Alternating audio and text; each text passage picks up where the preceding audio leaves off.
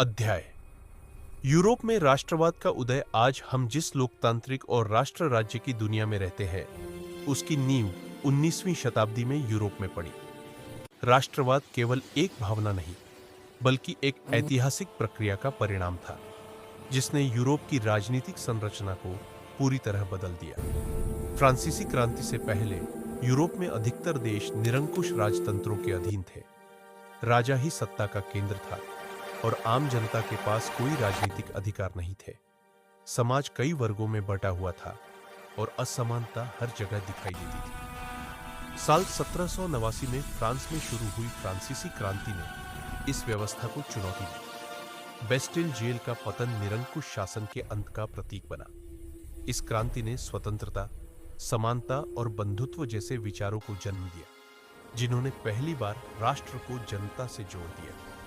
अब राष्ट्र का अर्थ केवल राजा या राजवंश नहीं, बल्कि समान अधिकारों वाले नागरिकों का समुदाय बन गया। राजध्वज की जगह तिरंगे ने ली।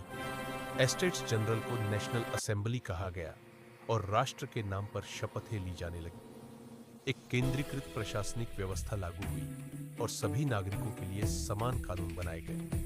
आंतरिक कर, सीमा शुल्क और क्षेत्रीय भेदभाव समाप्त कर दिए गए।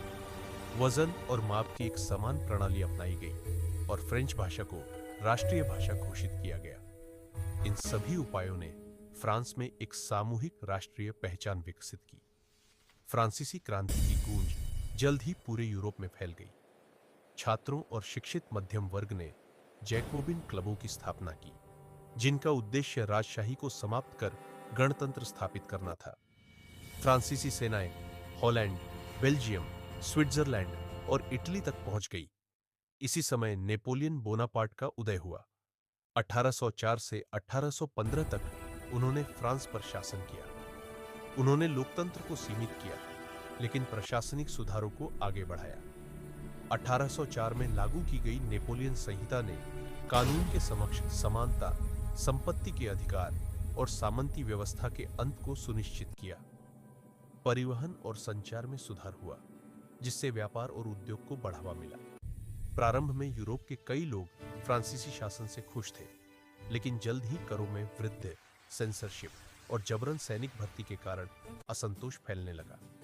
यही विरोध आगे चलकर राष्ट्रवादी आंदोलनों में बदल गया। इस प्रकार यूरोप में राष्ट्रवाद का उदय हुआ, जिसने बहुराष्ट्रीय साम्राज्यों के स्थान पर आधुनिक राष्ट्र राज्यों की स्थापना की।